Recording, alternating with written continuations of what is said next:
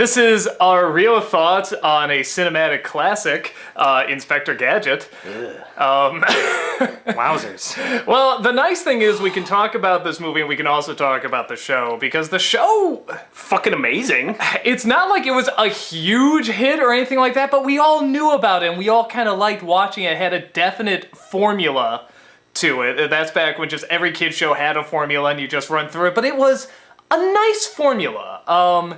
And for those who don't know, Inspector Gadget, the show from the 80s, had, Get Smart, what's his name? Don Adams, I think? Would you believe Don Adams? Yeah, Don Adams. And he did the voices Inspector Gadget, who is half man, half robot. I don't know if they ever really go into the backstory. He just kind of is. I know there was an inventor at some point, but you don't really know. So anyway, he's this half man, I don't know if they ever half went robot. into it, because I think I saw the pilot episode once, and I don't think they ever explained it. And not only that, but I think Gadget had a mustache. Yeah, no, that's when he was, they're going for Clouseau, or the Pink Panther.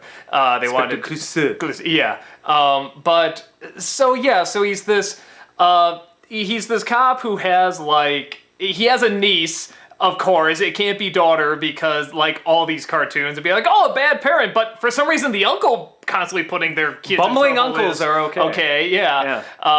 They're still doing it with Gravity Falls and all this stuff, so it's really funny. But... yeah, so we, and the daughter's named Penny, and he has a dog named Brain, and they go around, they're solving mysteries, they're trying to stop this evil man called Dr. Claw, who you never see, and Gadget never does anything.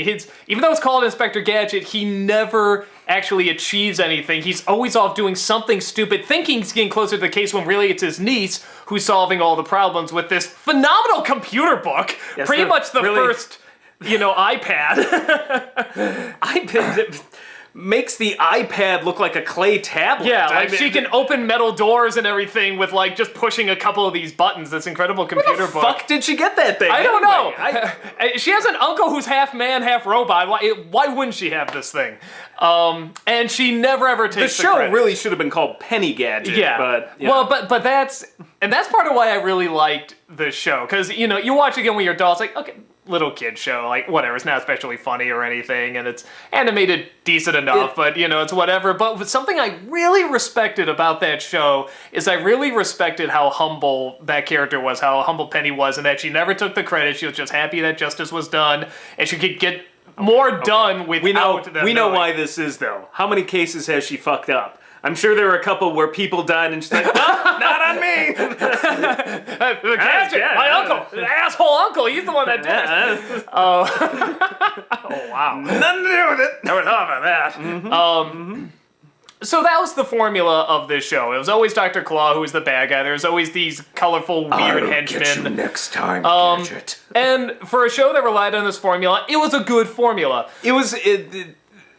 It's a kid empowerment show. It is. It was all about the kid wields all the power. She's obviously a super genius and has a computer book that maybe she invented it herself. Who knows? Yeah. Oh, she had the little watch too, right? Had like a laser on it and stuff? Yeah, she had the little Dick Tracy watch with like lasers and what the...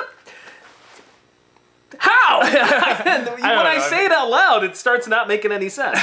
But you have a talking dog too. Yeah. I mean, it's just a kid show. But yeah, so it was a kid empowerment show. It was all about the kid really secretly saving the day. And this is a time when there were no getting the good credit. kid characters in cartoons, 80s shows. There were very few good kid characters. No, They're it's always true. And annoying. definitely not. They always had the catchphrases. Yeah, and definitely not kids that were basically the hero. Yeah, but Like- not the title hero either, which is I'm realizing now as I'm saying it out loud, this really was a good formula for this show. It was and it's such a strange show, because if you went to pitch this, okay, we're gonna do a kid show. Okay, it's about a kid that secretly solves all of these mysteries. Okay, but she never gets the credit. That's weird. And the show's gonna be named after her uncle. Okay, who's a bumbling idiot who doesn't really solve the cases himself.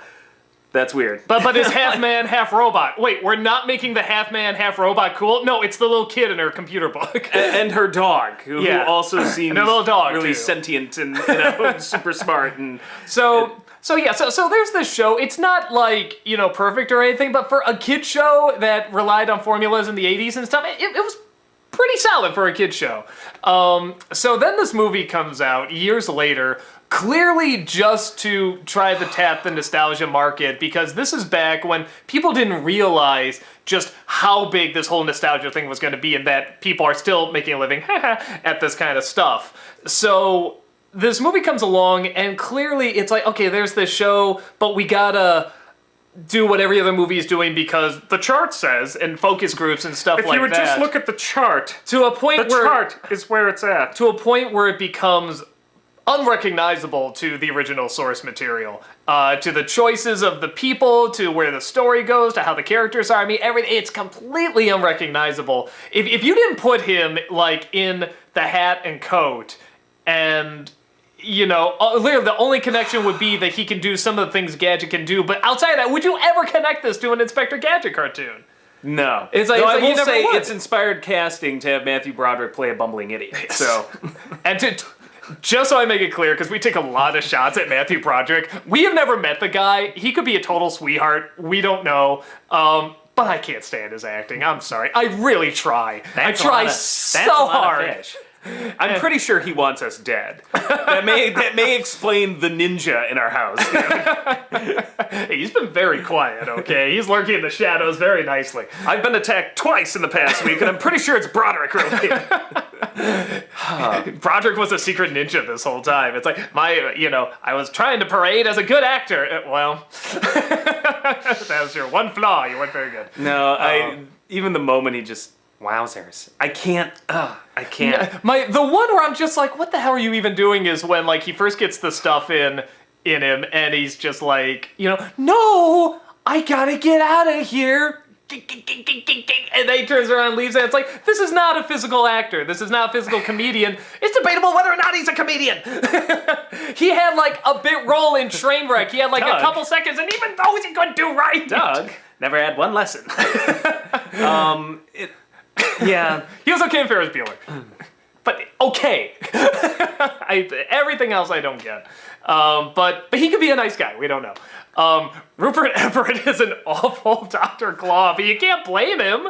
Nobody knew how to do The funny Dr. thing is Claw when you say Rupert Everett is an awful Dr. Claw, to me that just sounds like you just said the sky is blue. It's just something that it's... Isn't that obvious? Yes, that's common knowledge. Rupert Everett is an awful Dr. Claw. That anybody who cast him as Dr. Claw should have just said Rupert Everett is an awful Dr. Claw.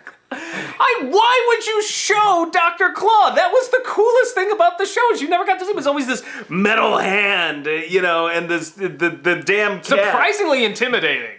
Surprisingly intimidating villain. I mean, for just a hand, it's all in that voice. Yeah, that incredible voice. So it's one of those things where it's like, So they took the teeth out of that. Mm-hmm. So the villain is not intimidating, not scary. We know who he is. We see his face. Penny does nothing. Penny does nothing. It literally every single rule you could violate about Inspector Gadget, they violated repeatedly. Like just bad. And it's one of those things where it's like, you kind of get it that you need to make changes to a movie. You can't just have it be the exact source material. You gotta make changes no matter what. Whether it's, hey, it has to just work as a movie or it has to work for a new audience. Just, you had to do some changes. But it did work as a movie! No, but this is at a time where it's like the changes, they kind of thought they could go so far with the changes, and so let's just try and hit the audience with what we think is popular and everything, that they changed so much and you just couldn't recognize it. And there was a time where now if you make any changes, the internet's all over and stuff, with the exception of Gem and the Holograms. That's the last one I saw where it's like, this has nothing to do with the source material at all, and it really suffered for it. I guess, yeah. Nobody saw it. Inspector Gadget really was, I guess, the Gem of the Holograms of that, year. Yeah, I mean, just had nothing to do with it. So you're seeing less and less of it. Not saying they're making better movies necessarily, but they're trying more and more to stick to the subject matter because they're realizing you can really piss off the fans now. It's not just the name. You have to have something that connects to the actual nostalgia. And it was a good formula. It was literally, you had proven through multiple seasons that kids would watch this thing with this formula. So what's the first thing you do? Hey, let's change the fucking formula. No! Fuck you! Whose dumb idea was that? Well, what's so fascinating, the director of this, didn't he also do, like, I want to say he did, like, Beverly Hills Chihuahua and Smurfs and stuff like that, Raja Gosnell, I can't even believe I think it's him. I can't totally put I together. can't blame the director, because whoever got chosen for this, they literally were just a goon for hire. But, You know, even as a goon for hire, this is a horribly directed film. I just remember every single time they did some slapstick, it's always sound effect, someone slipping, and every single time, there's some asshole going, huh? Like that, or huh? you're right. And it was just so horrendous. There's one cool scene I remember where this guy's trying to run away, and his car, which can talk now, is there in disguise as a bush, and it's actually so good that it looks like the guy just trips and falls over nothing, but then the camera goes up and you see the car was disguised as a bush. That was a good joke. Well, and just so not understanding the formula, and removing Penny from it completely just undermined the formula. That's what made it cool to kids, was the kid was solving the mystery. And then you just remove that from it. She's a completely perfunctory character. She has no point. And, maybe what you could have done is that you could have had something that was like the plot to Inspector Gadget. Some things I understand you can't do. I don't think you could do Brain. I have no idea how you would do that and make it work. In kind of any kind, unless it was complete animated, and Kids World stuff. But in live action, I don't know how you could do that. But you could still have the formula of Gadget gets a note from the chief. You don't even have to explain where he came from, or maybe it can just be one line of dialogue, or maybe he is going to his past where he came from, possibly, and Penny's actually solving, the crime and everything. Even if you do an origin story, you can totally do that. You don't need the chief with the message that blows up. Then do an origin story, but you still have Penny solve the mystery. You can still have Gadget getting an assignment, but maybe the assignment ties into finding out about his origin and you stuff. don't show Dr. Claw. And even if you want to make him the hero, if you want to make Gadget the hero, you can still have Penny doing most of the work, and maybe Gadget is kind of stumbling onto it, or maybe Penny's showing him the way, but then maybe she gets caught, because that happened a lot in the show anyway, and Brain usually has to go and save her, but maybe Gadget is the one that actually goes and saves her, and maybe he doesn't even know that it's his niece that he's saving, but he still does something that's of value. Point being, there's so many other ways you could tie this in. There's ways you could have done it. Yeah. I loved that show as a kid, and that was one of those moments where I'm like, wow, no way would I have ever even have seen it had we not. No, we saw the trailer. I saw the trailer. Oh God, no. I literally turned and faced the direction of Hollywood and just went. and It was very clear. Yeah, that was. Yeah, not I gonna be loved that show as a kid, and I'm like, no, I'm not going to watch Hollywood take a shit over something I really enjoyed as a kid. So, and then we had to review it anyway. Yeah, and it was just as bad as you'd imagine. Now, the funny thing is people keep asking, it's like, what about the sequel? Have you seen the sequel? The sequel's so terrible. It's this. Oh, I haven't seen this, but I'm just going to say this. No, the sequel's not good. I mean, in no universe is it good. It's still not a great Inspector Gadget story. It is much French Stewart and the style of comedy and everything. It is much closer in spirit to Inspector Gadget than the first movie is, though. I'm not saying it's good, but I actually think the sequel's better. I actually was watching the sequel because it was on TV one day, and I'm like, oh my God, okay, well, you already sat through the first one. Let's see a few minutes of this. I'm like, this isn't good. It's aimed at 5-year-olds, but I'm like, this is way closer in spirit to Inspector Gadget, and French Stewart is actually trying to fucking act like Inspector Gadget, which is something that Matthew Broderick didn't do. So, seriously, nothing about Matthew Broderick, he's not even trying. He's just showed up, put the hat on, wowzers. Are you kidding me? He said that, right? Wowzers? Wowzers? I gotta get out of here. So that's French, so the sequel French is Stewart, actually better. Not good, but better. I honestly think the the sequel is better. I'm not going to say it's a good movie, but on the totem pole of suck between those two movies, the sequel felt much more like an Inspector Gadget story. French Stewart was actually trying to sound like Inspector Gadget, and the movie's not great, but I'm like, you know what? Step up. I'll give it that. You're starting from such a low step, though. It's a bad movie, and if you really want to see, in my opinion, just slapstick, like what not to do with slapstick. How not to direct a movie. Once in a while, there's a good effect. I remember when his leg stretched out and he was running. That was and even kind of the shots like under the leg. Those were legitimately good effects. And again, even the car camouflaging. I mean, that was obviously a practical effect. It was really there and stuff. So when they had the practical effects there, a lot of them weren't that bad. They were actually okay. But aside from that, yeah, can you think of anything? Nope. I can't think of a thing. So, yeah, kind of goes without saying, like, what our honest thoughts were, but, I think it was fair to kind of say, even though the cartoon was silly and meant for little kids and stuff like that, there were good elements to it and a good formula that the cartoon kind of deserves to be acknowledged. That's the biggest insult. The cartoon, as goofy as it was, took children seriously. They made a child the main character. They took its audience seriously. They wanted to give something for us kids that was kind of a spy thriller type thing, but still a lot of fun. And the movie did not. It was not only was just talking down to kids, it just was actively throwing shit in kids' faces. Well, and Penny, the more I think about it, I mean, it was one of those things, because I just thought back to watching that show over and over, and the formula, I just remember thinking, like, when I was a kid, I always thought, she should get attention, but it felt like, that's cool. She's not looking for it. She just wants to see justice is done. I really admired that as a little kid. Like, I really admired that a lot. I'm not even sure it's entirely out of humility. It's just, that's like her secret identity. She then puts a target on her face if, she comes out and is found out to be the one who solved all these cases. No, but she said she wants to see her uncle get the credit. She knows they're not going to hire her on a force or anything like that, too. You can tell there's always, like, this nice little smile. Well, like, here's cool. the thing. It's cool. She wouldn't be able to solve anything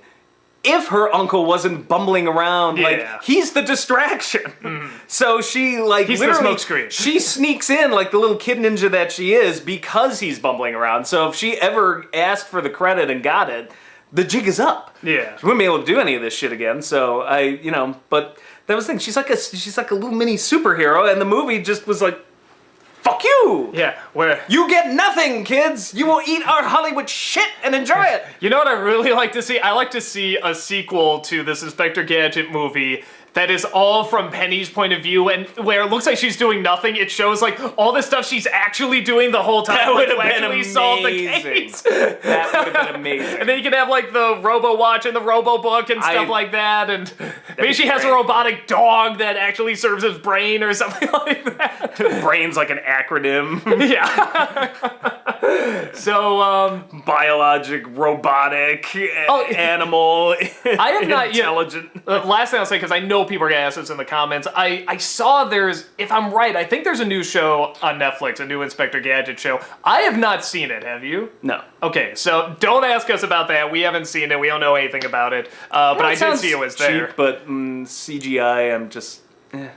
I'm like... I don't know. Unless I hear, like, a lot of good stuff about it, I mean, I'm like, it's... If people say, no, it's amazing, watch it. But, I mean... I get the feeling that's for little kids, and so is the original, and that's fine. I liked Inspector Gadget as a kid. I don't really watch Inspector Gadget much nowadays. It's the rewatch value. It's meant for kids. Oh, I wonder what's going to happen. Oh, Penny saved the day. I didn't see that coming. Oh, Good Brain job, helped Gadget. out. Oh, Gadget bumbling around like an idiot. Oh, and Claus says, I'll get you next time, Gadget. Didn't see it. Yeah, like it...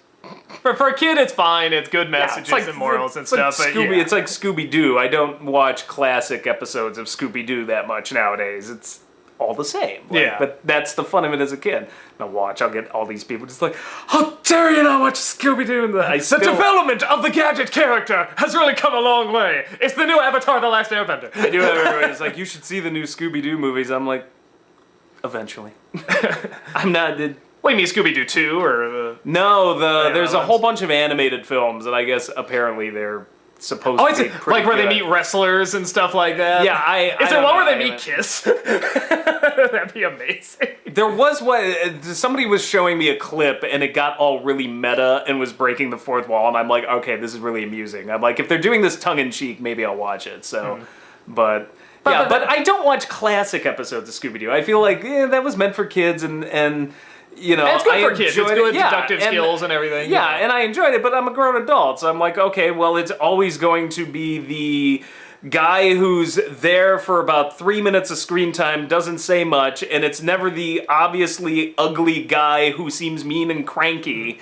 It's like you figure out the formula right away. Yeah. Almost like because it's meant for 5-year-olds. Yeah, I think as an adult, you want stuff that's going to challenge you a little bit, and your time's more sensitive, so you want to find other stuff and that's going to nothing against Scooby-Doo? Yeah, no, Inspector Gadget. It's fine. They're both fine. Yeah, it's just... They don't... they don't challenge me as much now that I'm like 36. So, just saying. Should probably be more concerned if you're 36 and you are watching Scooby-Doo.